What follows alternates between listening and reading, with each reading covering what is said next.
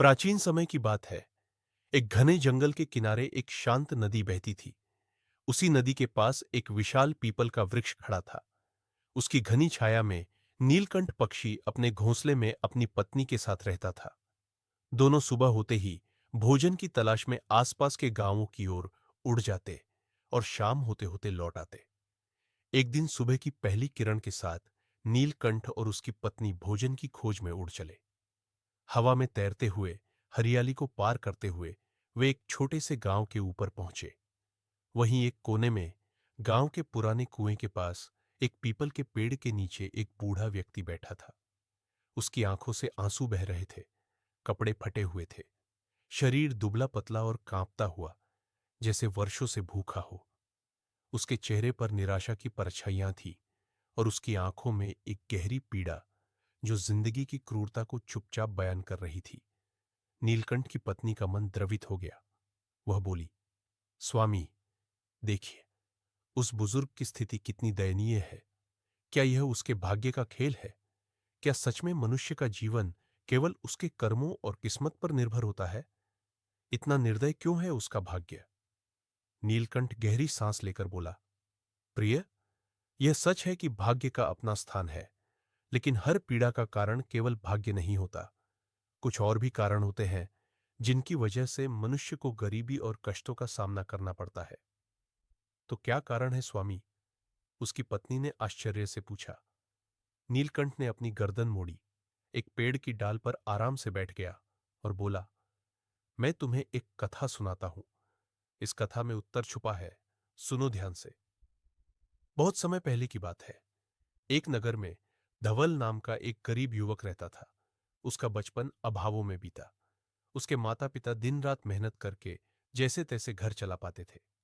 धवल बचपन से ही शांत स्वभाव का था, लेकिन उसकी आंखों में बड़ा सपना था। वह अपने परिवार की गरीबी को खत्म करना चाहता था। उसकी मां कहा करती, बेटा, गरीबी कोई श्राप नहीं है, लेकिन अगर तुमने मेहनत करना छोड़ दिया तो ये श्राप बन जाएगी। धवल ने पढ़ाई में मन लगाया। वह सुबह अखबार बांटता, दोपहर में स्कूल जाता और शाम को ट्यूशन पढ़ाता। उसके पिता एक मामूली दर्जी थे, लेकिन उन्होंने कभी हार नहीं मानी। धीरे धीरे समय बीतता गया। धवल ने कॉलेज की पढ़ाई पूरी की, लेकिन नौकरी नहीं मिली। उसने कई जगह आवेदन दिए, लेकिन हर बार असफलता ही हाथ लगी। एक दिन जब वह बहुत थक चुका था, घर लौटते हुए उसने देखा कि उसके पिता बहुत बीमार पड़ गए हैं और मां का चेहरा चिंता से भरा है। घर में खाने तक का सामान नहीं था। वह घुटनों के बल बैठ गया, आंखें भर आई। हे भगवान, उसने कहा, क्या मेरी मेहनत भी अब व्यर्थ जाएगी? उसी रात जब वह छत पर लेटा था, तब उसके पास एक साधु आया। उसने कहा, बेटा, दुख का कारण केवल कर्म नहीं, कुछ और भी होते हैं। मैं तुम्हें एक गूढ़ बात बताने आया हूं। मनुष्य के घर में 3 ऐसे व्यक्ति होते हैं, जिनकी उपस्थिति यदि पहचान न सको तो हमेशा दुख और दरिद्रता बनी रहती है। धवल चौंका। कौन लोग हैं वो बाबा? साधु बोला, पहला, आलसी व्यक्ति, जो घर में कुछ काम नहीं करता लेकिन सबसे ज्यादा खाता है।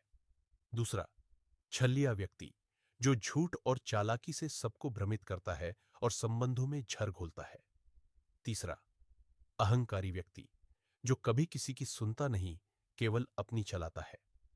इन तीनों की उपस्थिति जिस घर में होती है, वहां लक्ष्मी टिकती नहीं, शांति रहती नहीं और समृद्धि आने से डरती है। उसने अपने घर में झांक कर देखा। उसका बड़ा भाई काम से जी चुराता था, सारा दिन मोबाइल पर पड़ा रहता, लेकिन मां के हिस्से का दूध तक पी जाता।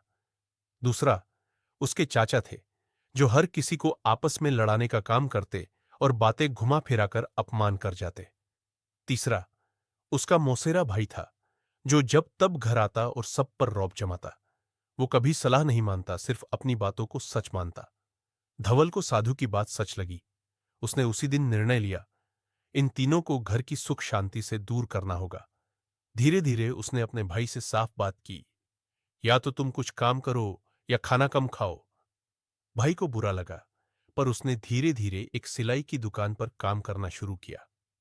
फिर उसने चाचा को परिवार की समस्याओं से दूर कर दिया और सभी रिश्तेदारों से कह दिया कि अब कोई बाहर वाला घर के निर्णयों में दखल नहीं देगा। मौसेरे भाई को भी उसने टोक दिया कि तुम्हारा ज्ञान अपने पास रखो, अगर सलाह देना है तो पहले विनम्रता सीखो। धीरे धीरे उनके घर की स्थिति बदलने लगी। धवल को एक संस्था में नौकरी मिल गई। फिर उसी संस्था में उसने कुछ सालों में एक ऊंचा पद पा लिया। उसके माता पिता को दवाइयां मिल गई। घर में फिर से रौनक लौट आई। नीलकंठ ने एक पल को विराम लिया और अपनी पत्नी की आंखों में देखा। प्रिय, यह कहानी केवल एक धवल की नहीं, हर मनुष्य की है। जब तक हम अपने घर में छिपे इन तीन लोगों को नहीं पहचानते, आलसी, छलिया और अहंकारी, तब तक चाहे कितनी भी मेहनत कर लो, सुख नहीं टिकता, लक्ष्मी नहीं रुकती। नीलकंठ की पत्नी की आंखें नम हो गईं। उसने कहा, स्वामी, अब मैं समझी कि केवल भाग्य को दोष देना गलत है। कभी कभी हमारी चुप्पी और असावधानी ही हमें गरीबी के दलदल में धकेल देती है। नीलकंठ मुस्कुराया। सही कहा प्रिय, और यही बात उस वृद्ध की कहानी में भी छिपी है। वह बुजुर्ग भी कभी एक समृद्ध घर का मुखिया था, लेकिन उसने इन तीनों को पहचानने में देर कर दी, और आज वह वृक्ष के नीचे अकेला रो रहा है। नीलकंठ की आंखें आकाश की ओर उठी। मनुष्य का जीवन एक दीपक की तरह होता है। अगर उसकी बाती गीली हो, तेल कम हो और हवा तेज हो, तो वह बुझ सकता है। और ये तीन व्यक्ति यही हवा है जो जीवन के दीपक को बुझा देते हैं। नीलकंठ की आवाज जैसे गूंज बनकर उस घने जंगल में फैल गई थी। उसकी पत्नी अब एकदम शांत थी, लेकिन उसकी आंखों में हलचल थी, जैसे किसी ने उसकी आत्मा को झकझोर दिया हो। वह कुछ क्षण तक खामोश रही, फिर बोली, स्वामी, ये जो तीन दोष आपने बताए, वो तो अक्सर हर घर में छिपे होते हैं। क्या कोई ऐसा तरीका है जिससे हम इन्हें समय रहते पहचान सकें? नीलकंठ ने धीरे से सिर हिलाया और बोला, प्रिय, इन्हें पहचानना आसान नहीं होता, क्योंकि ये चेहरे बदल लेते हैं। कई बार ये दोष दूसरों में नहीं, खुद हम में छिपे होते हैं। मैं तुम्हें अब उस वृद्ध की पूरी कहानी सुनाता हूं, जिसे तुमने आज रोते हुए देखा। बहुत समय पहले उस वृद्ध का नाम था विजय प्रसाद। कभी वह एक संपन्न व्यापारी था। उसके पास बड़ी हवेली, जमीनें और सैकड़ों कर्मचारी थे। उसकी पत्नी धर्मपरायण और दयालु थी, और उसका इकलौता बेटा अमित पढ़ने में होशियार, लेकिन व्यवहार में जरा घमंडी था। विजय प्रसाद की जिंदगी सुखद लगती थी, लेकिन जैसे जैसे धन बढ़ा, घर में कुछ अनचाहे बदलाव होने लगे। पहले तो अमित ने पढ़ाई छोड़ दी, यह कहकर कि मैं पापा का बिजनेस संभालूंगा। लेकिन वह दिन भर केवल दोस्तों के साथ गाड़ी में घूमता, क्लब जाता और रईसी दिखाता। विजय प्रसाद ने समझाने की कोशिश की, बेटा, ये सब क्षणिक है। अगर काम नहीं सीखा तो जो कुछ है वह भी चला जाएगा। अमित हंसकर कहता, पापा, आप बहुत पुराने ख्यालों के हैं। आजकल स्मार्टनेस से काम चलता है, पढ़ाई और मेहनत से नहीं। धीरे धीरे घर में घुस आया पहला दोष, आलस्य और दिखावा, जो अमित में पनप चुका था। वह न तो काम करता, न ही जिम्मेदारी लेता, लेकिन हर सुख सुविधा चाहता। फिर आया दूसरा, छल और चालाकी। विजय प्रसाद का एक दूर का रिश्तेदार, नाम था प्रशांत, व्यापार में साझेदारी के बहाने उनके घर आ बसा। प्रशांत मीठा बोलता, हर किसी से हंसकर मिलता, लेकिन भीतर से बहुत चालाक था। धीरे धीरे उसने कर्मचारियों को भड़काना शुरू कर दिया, हिसाब किताब में हेरफेर करने लगा। उसने अमित के कान भरने शुरू किए, तुम्हारे पापा तो अब बूढ़े हो गए हैं, तुम बिजनेस को आधुनिक बना सकते हो, बस मुझे सब सौंप दो। अमित को वैसे ही काम से चिढ़ती, उसने एक दिन गुस्से में कहा, पापा, अब बहुत हो गया, आप हर बात में टोकते हैं, अब सब कुछ मैं संभालूंगा। विजय प्रसाद दुखी हो गया। उसने हाथ खड़े कर दिए, अगर यही चाहते हो तो ठीक है। तीसरा दोष, अहंकार, अमित में चरम पर पहुंच चुका था। उसने पिता की बात मानना बंद कर दिया, मां से रूखा व्यवहार करने लगा, प्रशांत पर पूरा भरोसा करने लगा। कुछ ही महीनों में घर का व्यापार बिखर गया। प्रशांत ने धीरे धीरे पैसे निकालकर विदेश भागने की तैयारी कर ली। एक रात जब सब सो रहे थे, वह सेफ और दस्तावेज लेकर भाग गया। अगले दिन सुबह जब सब जागे, तो पता चला बैंक का कर्ज बढ़ चुका है, दुकानें गिरवी रखी जा चुकी है, और कई कागजात पर जालसाजी करके हस्ताक्षर कर दिए गए हैं। विजय प्रसाद का दिल टूट गया। उसका बेटा चीखते हुए बोला, पापा, आपने ही सब बर्बाद किया। अगर समय रहते आपने सब संभाला होता तो आज ये दिन नहीं देखना पड़ता। विजय प्रसाद कुछ नहीं बोला। उसने न रोया न गुस्सा किया, बस चुपचाप अपनी पत्नी का हाथ थामा और बोला, चलो, अब इस घर में हमारा कोई स्थान नहीं बचा। हवेली नीलाम हो गई, दुकानें चली गई, बेटे ने दरवाजा बंद कर लिया। विजय प्रसाद और उसकी पत्नी एक झोंपड़ी में रहने लगे। फिर एक दिन उसकी पत्नी बीमार पड़ी और संसार से चल बसी। अब वह वृद्ध हर रोज उसी पेड़ के नीचे बैठता है, आंसू बहाते हुए। पर वह किसी को दोष नहीं देता, क्योंकि उसने अब जाना है कि सबसे बड़ा दोष है समय रहते न पहचान पाना। नीलकंठ रुका।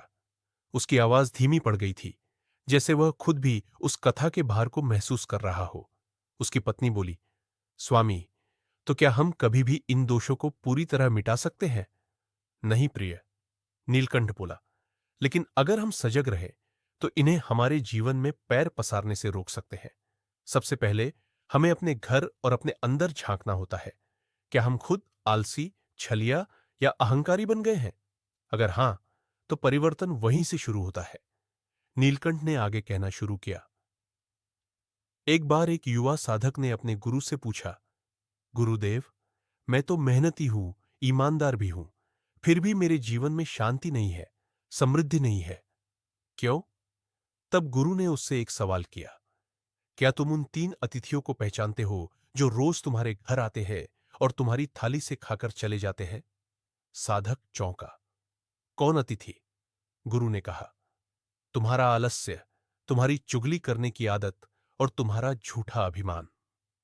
पत्नी ने धीमी आवाज में कहा, स्वामी, इन बातों को हर किसी तक पहुंचना चाहिए। काश लोग समझे कि गरीबी सिर्फ पैसों की नहीं होती, सोच की भी होती है, और वो सोच इन तीनों से विकृत हो जाती है। नीलकंठ की आंखों में चमक थी, जैसे उसने अपने जीवन का सबसे महत्वपूर्ण सबक सुनाया हो। तो स्वामी, उस वृद्ध की कोई सहायता नहीं कर सकता? पत्नी ने पूछा। नीलकंठ बोला, हर मनुष्य के जीवन में एक ऐसा मोड़ आता है जब वह अपने किए हुए कार्यों को नए दृष्टिकोण से देखता है। वही मोड़ उसका पुनर्जन्म होता है। अगर उस वृद्ध के जीवन में फिर से कोई सत्य की बात कह दे तो शायद वह एक बार फिर से जी उठे। पत्नी ने भावुक होकर कहा, तो चलिए, उसके पास चलकर उसे फिर से आशा दें। नीलकंठ ने हंसते हुए कहा, तुम्हारा हृदय बड़ा है प्रिय। चलो, हम मिलकर एक वृद्ध को फिर से विश्वास दिलाते हैं कि जीवन अभी शेष है और परिवर्तन संभव है। वे दोनों उड़ चले उस वृक्ष की ओर जहां एक वृद्ध बूढ़ी आंखों से आकाश को निहार रहा था, जैसे किसी उत्तर की तलाश में हो। आसमान पर धीरे धीरे सूर्य की पहली किरणें फैलने लगी थी। नीलकंठ और उसकी पत्नी उसी बूढ़े वृक्ष की ओर उड़ चले जहां विजय प्रसाद बैठा था, अपनी जिंदगी की टूटी कड़ियां जोड़ने की असफल कोशिश में डूबा हुआ। उसकी आंखें धुंधली हो चुकी थीं, लेकिन मन की पीड़ा स्पष्ट थी, जैसे कोई सूखा हुआ तालाब जिसमें कभी जीवन छलकता था, अब केवल दरारें हैं। नीलकंठ पास आकर एक पत्थर पर बैठ गया। उसकी पत्नी पास की टहनी पर उतर आई। थोड़ी देर तक वे खामोशी से वृद्ध को देखते रहे। फिर नीलकंठ ने धीरे से कहा, वृद्ध, तुम हर दिन आकर इस वृक्ष के नीचे रोते हो, लेकिन कभी प्रश्न नहीं करते। अब क्या करना है? विजय प्रसाद चौंका। उसने ऊपर देखा। एक सुंदर पक्षी बोल रहा था, शांत, लेकिन उसकी आंखों में गहरी अंतर्दृष्टि थी। वह बोला, तुम कौन हो? नीलकंठ बोला, मैं वही हूं जो देखता है, सुनता है और समझता है, लेकिन हस्तक्षेप तभी करता है जब मनुष्य का हृदय पुकारे। आज तुम्हारी पुकार सुनाई दी। विजय प्रसाद की आंखों से आंसू बह निकले। वह बोला, क्या तुम्हें पता है मैंने जीवन में क्या खोया है? नीलकंठ बोला, हां, तुमने पैसा नहीं, आत्मा की शांति खोई है। पुत्र नहीं, विश्वास खोया है। और सबसे बड़ी बात, तुमने स्वयं को खो दिया है। विजय प्रसाद की आंखों में एक नई चमक थी। वह बोला, क्या अब भी कुछ शेष है? नीलकंठ ने मुस्कुराकर कहा, जब तक प्राण है तब तक प्रयत्न है, और जब तक प्रयत्न है तब तक परिवर्तन संभव है। फिर नीलकंठ ने धीरे धीरे वृद्ध को वही कथा सुनाई, आलस्य, छल और अहंकार की, जो उसने अपनी पत्नी को सुनाई थी। हर शब्द जैसे एक तीर बनकर विजय प्रसाद के हृदय को बेध रहा था, लेकिन यह दर्द मीठा था, कड़वा नहीं। जैसे वह सत्य को पहली बार महसूस कर रहा था। कहानी समाप्त होते ही वृद्ध बोला, मैंने सब खो दिया, पर अब समझा कि दोष दूसरों का नहीं, मेरी चुप्पी और सहमति का था। क्या तुम मेरी सहायता करोगे? नीलकंठ बोला, सहायता भीतर से शुरू होती है। तुम चलो और उस बेटे से माफी मत मांगो, बल्कि उसे क्षमा करो। उसे बताओ कि जीवन केवल सांसों का नाम नहीं, समझ का नाम भी है। वृद्ध कांपते हुए खड़ा हुआ। उसके पांव लड़खड़ाए, लेकिन आंखों में दृढ़ता थी। कुछ ही दिनों बाद गांव में एक हलचल मची।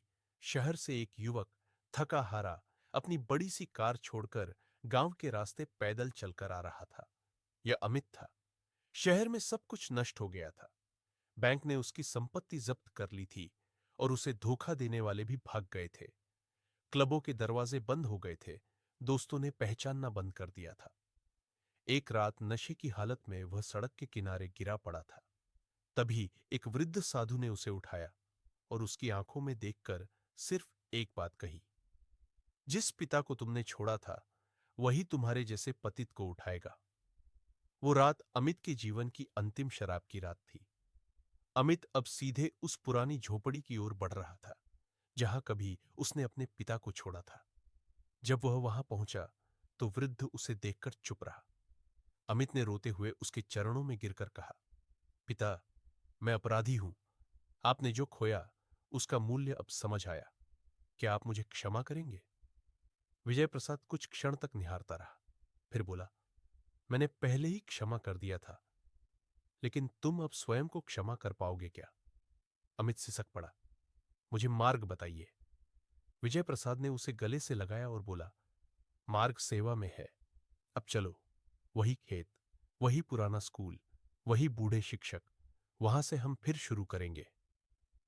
अमित ने सिर हिलाया। पिता पुत्र ने अगले दिन से गांव में छोटे छोटे काम शुरू किए। वृद्ध मंदिर की सफाई करता, अमित बच्चों को पढ़ाता। कुछ महीने बाद गांव वालों ने देखा, गांव का सबसे खराब समझा जाने वाला बेटा अब गांव के बच्चों के लिए निःशुल्क शिक्षा का केंद्र चला रहा है। धीरे धीरे अमित की पहचान बदली। अब वह गुरु जी कहे जाने लगे। विजय प्रसाद हर दिन एक नया पेड़ लगाते और लोगों को पर्यावरण की शिक्षा देते। उनका जीवन अब सेवा और त्याग में बदल गया था। एक दिन एक बड़ा अफसर गांव आया। उसने उस निःशुल्क शिक्षा केंद्र को देखकर कहा, सरकार आपकी संस्था को सम्मानित करना चाहती है और आपकी सेवा को शहर में विस्तारित करना चाहती है। अमित मुस्कुराया और बोला, मैंने बहुत कुछ खोकर यह सीखा है कि जो ज्ञान मैं मुफ्त बांट सकता हूं उसे कभी बेचूंगा नहीं। अफसर ने कहा, तो आप क्या चाहते हैं?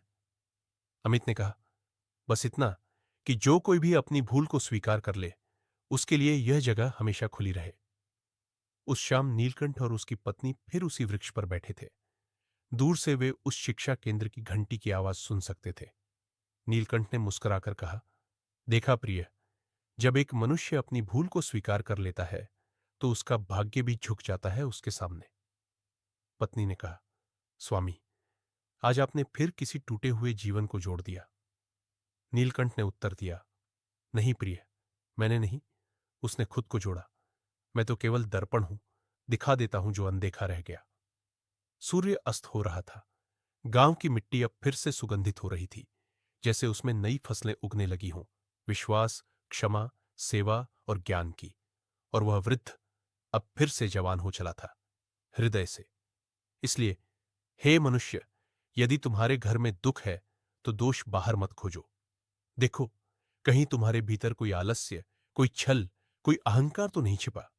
और यदि हां, तो समझ लो, बदलाव आज से ही संभव है, क्योंकि भाग्य से नहीं, बुद्धि, प्रयत्न और पश्चाताप से ही जीवन का नवनिर्माण होता है।